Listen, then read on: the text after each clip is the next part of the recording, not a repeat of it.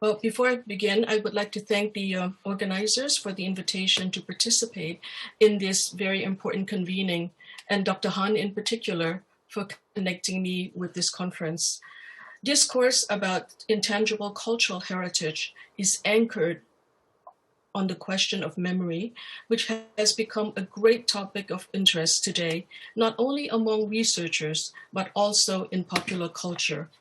The resurgent popularity of cupcakes and macaroni and cheese in America, for instance, is not so much about society's gastronomic craving for these foods as it is about society's craving for history and the comfort of things past. In essence, it is about restorative nostalgia and the memories that these foods evoke and make possible through the imaginary. Our preoccupation with memory, in large part, is driven by our recognition of its fragility, a fragility that is underscored by this age of displacement in which we live.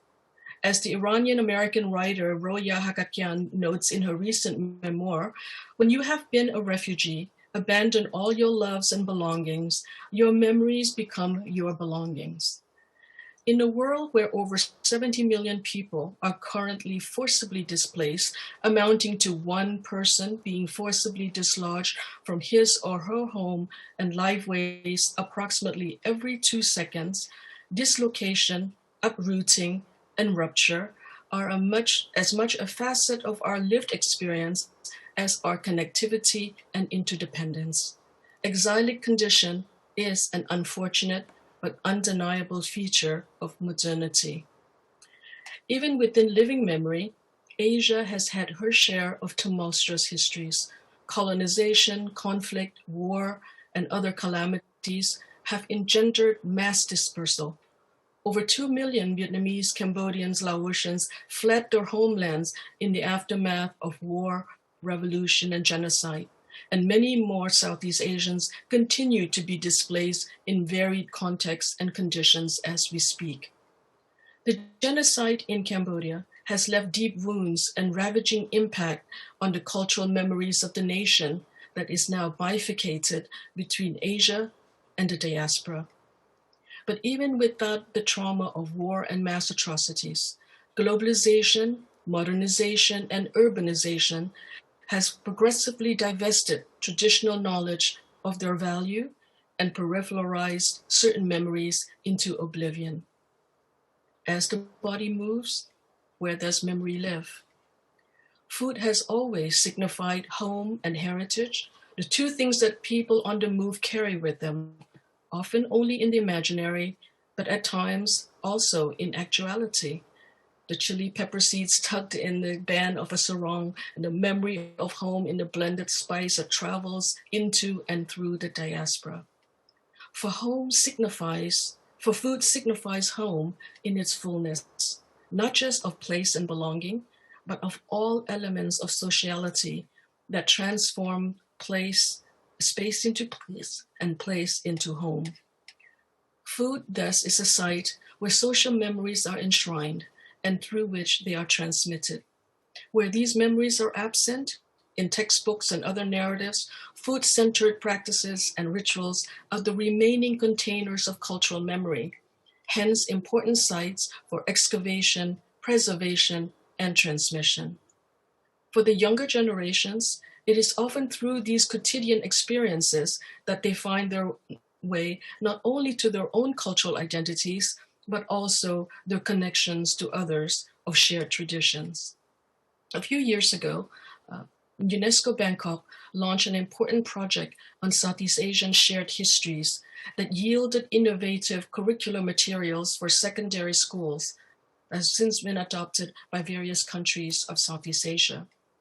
One of the more popular units was on rice and spice, which has since also been made into 2 children's books and available for free for anyone. In looking at rice and spice, we were not only looking at food as a cultural archive, but as a thread that connects Southeast Asia and the world, the micro experiences of the everyday with the global forces and processes. As such, we not only viewed rice and spice in terms of shared culinary traditions and experiences, but also as lenses for understanding migration, science and medicine, spirituality, sociality, and cultural practices that connect the peoples of Southeast Asia and the region with the rest of the world. Food traditions are a way to unveil a new cartography of the region's histories of movement and encounter, as well as the multi-directionality of cultural flows, not just within Asia, and not just from the west to the east, but also from Asia to the rest of the world. Bread, for instance, unveiled the colonial imprint on French Indochina, while the Vietnamese sandwich, that is now a common feature in San Francisco eateries, reveals the longue durée of militarized dislocation. The genealogy of the egg desserts, so popular in Thailand and Cambodia, not only reveals the circuitous and often injurious routes through which memories travel, in this case, connecting Portugal, Brazil, Cambodia, Thailand, and many other places, but also puts into sharper relief the humanistic ties and intercultural connections that are often buried and obscured by the more visible legacies of war and conquest.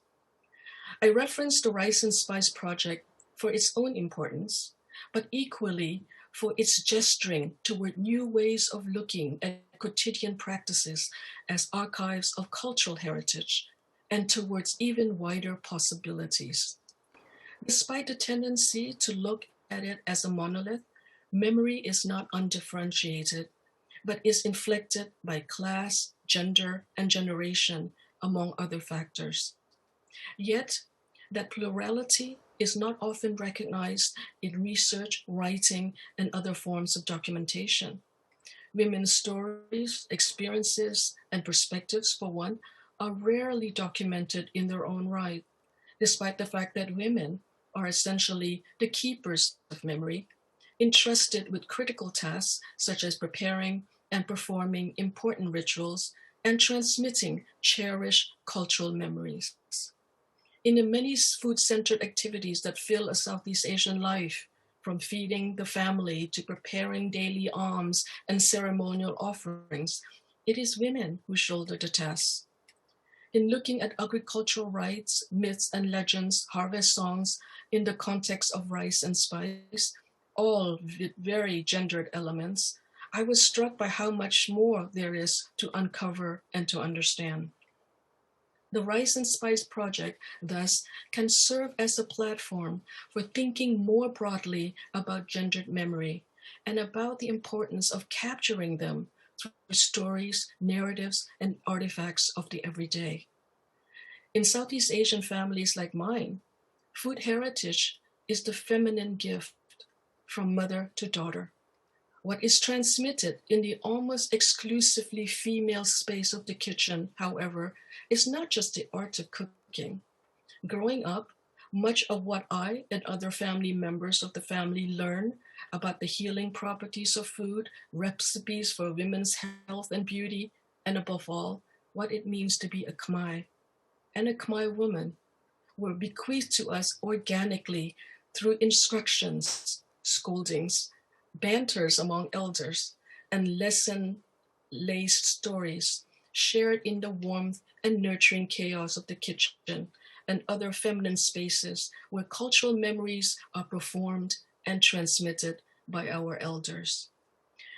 In addition to food ways, there are many traditions and practices that are passed on to women by women. What, for instance, do we still remember of the rituals, the meanings, and the customs of, quote, entering the shade, Jol Malup, that marks a Khmer woman's rite of passage into maidenhood? Or the various beliefs, taboos, and practices associated with pregnancy, childbirth, postpartum, and other female self-care. In reference to lacquer, which was the theme of session 1, what do we still remember of the lacquer pounding that is traditionally a part of the Khmer wedding ritual, or the process and signification of teeth lacquering? And what about other usage of the lacquer-producing tree, such as in silk dyeing in Cambodia, which is also gendered labor? These are knowledge and memories that often lie below the threshold of visibility in gendered spaces, essentially on the margin, and they are rapidly disappearing. But women's memories are not only confined to cultural memories, they extend into other realms like history, education, politics. What do we know, and what will subsequent generations know of Southeast Asian women's experiences under colonialism and war? What gendered memories are embedded in female tattoos, for instance? And what do we know of the first cohort of Southeast Asian women to attend modern schools? Who were the women trailblazers in different sectors of Asian societies? Memories are unequal, not in terms of their absolute importance, but in terms of their perceived importance. Some of these memories are being preserved in some communities, but not in others. The need to gather and preserve these and other gendered memories is particularly acute in communities that have been fractured and dislocated, and where memories already marginalized and relegated to the intimate confines of families and homes are further threatened by dispersal, by the precarity of life in displacement, and in many instances, by generational and linguistic disconnect. For these communities, with the passing of the generations, the losses are irretrievable. This is where external institutions like UNESCO can play critical roles, for the losses are not only for a particular nation or a community, but for humanity. The task of safeguarding cultural heritage can involve many institutions, especially educational institutions. Projects such as the one led by our community health students at Berkeley to compile postpartum recipes from different parts of the world, for instance, not only engage the younger generations in the compilation and preservation of their cultural histories, but also promote intergenerational communication and engagement with the larger community. Especially important, these women-centered projects instill and affirm for all generations the valorization of women's knowledge, skills, experiences, and contributions. By integrating these initiatives into school curricula, we not only make learning more meaningful by anchoring it in lived experiences, but moreover, shift cultural preservation from being the privileged task of certain institutions to being a more widely shared collective undertaking. The knowledge, skill sets, and insights that students gain through these critical inquiries allow them to better understand both the past and the present world in which they live, and their connectedness with their environments and with other peoples and communities, and above all, to be better prepared to be critically engaged citizens, not only of the Asia region, but also of the world in the 21st century. Thank you.